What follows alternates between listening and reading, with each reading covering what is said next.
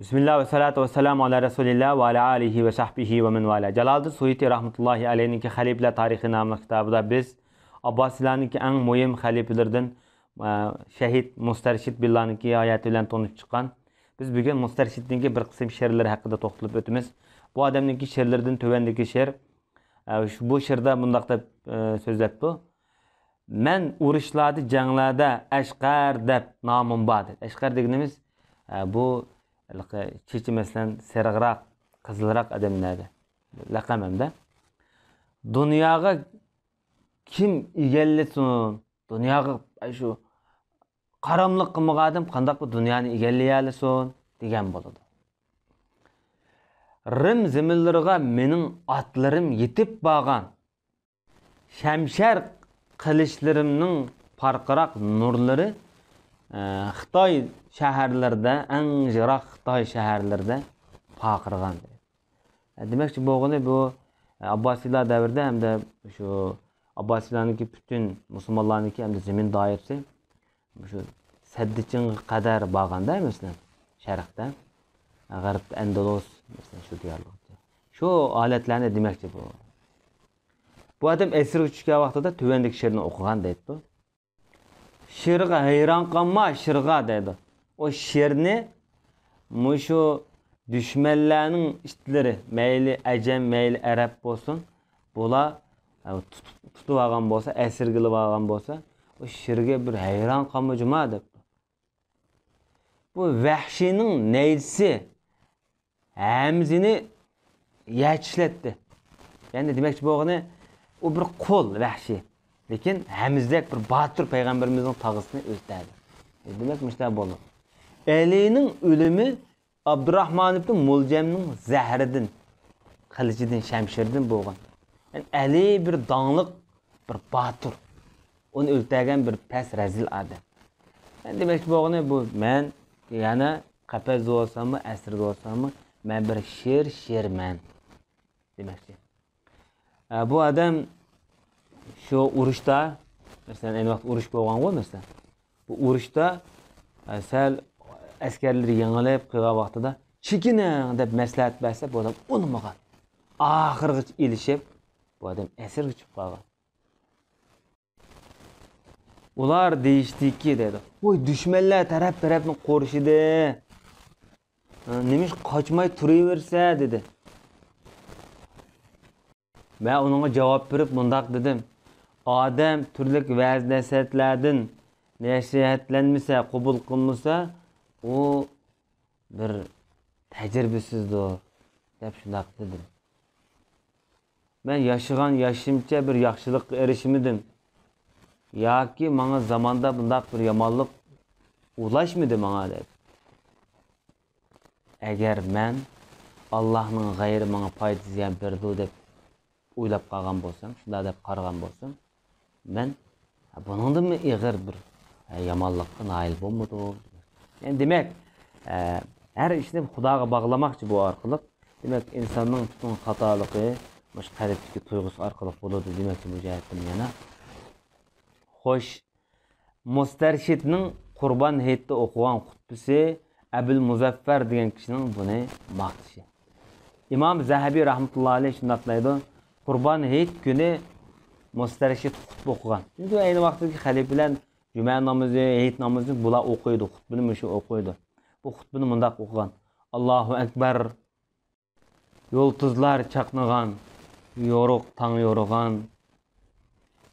quyosh parlagan, zaminda osmon yuqori bo'lgan. Yani bu xutbamda arabcha nihoyat bir-biriga qopis mos kelganda ohangi.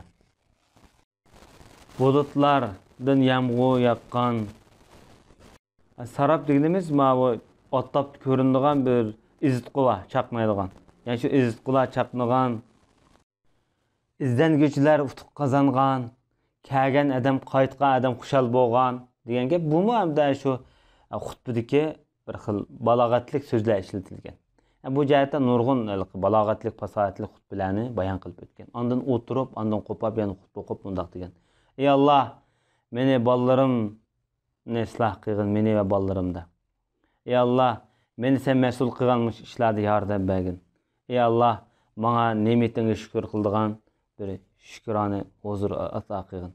Ey Allah, meni muvaffaqiyat bergin ve bana nusrat bergin. Bu adam bu xutbalarini tügütüp bulab, çüye degan vaqtida Abul Muzaffar Hashimi derhal bir şiir okup mundaq dedi.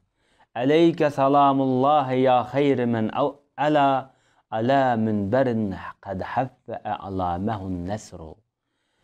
Ey munberge çıkan isil adam, Allah'ın sana salamı olsun.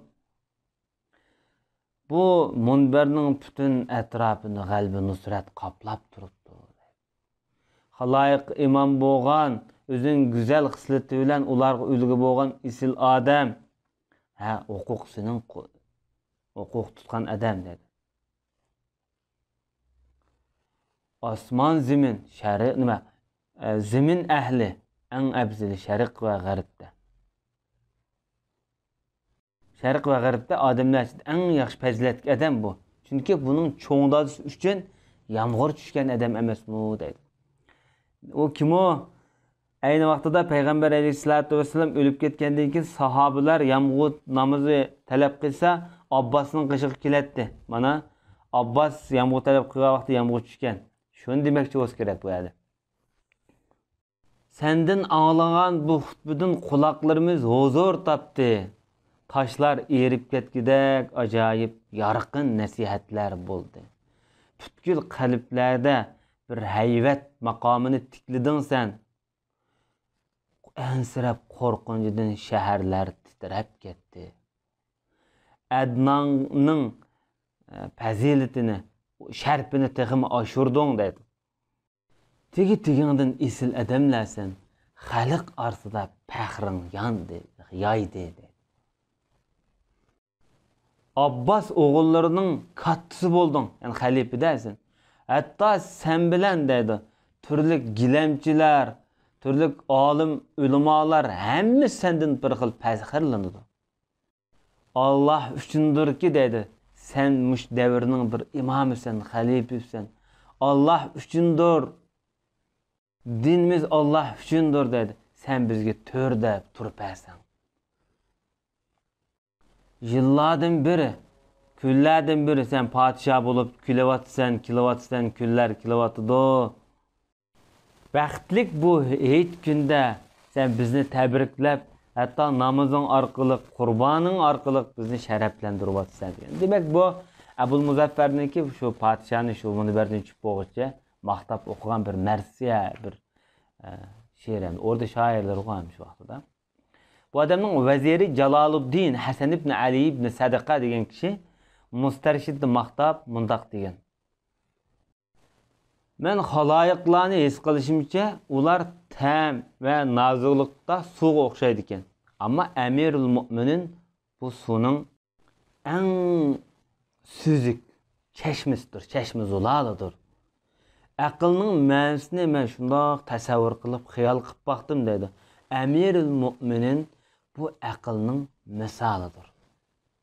Agar din, shariat, taqvolikning o'rni, maqomi bo'lmagan bo'lsa, men uni ulug'lab, hurmatlab Jalla Jalolu degan bo'lardim dedi. Demakchi o'g'ni Jalla Jalolu subti faqat Alloh ishlatildi.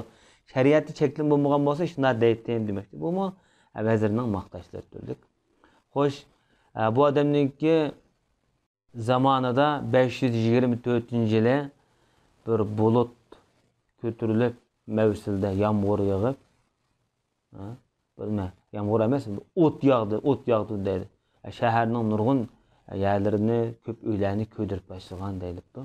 Yani muşu yılısı Mısır'ın şu vaxtdaki hakimi Amir bi ahkamillah Mansur öldürülgen. Cezasızlam öldürülgen hem de. Onun hikayeyinden tağısının oğlu Hafız Abdülmecid ibn Muhammed ibn Mustansir.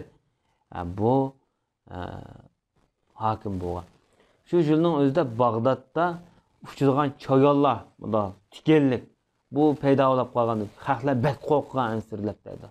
Hatta bir bölük ballarını, küçük ballarını öldürgen.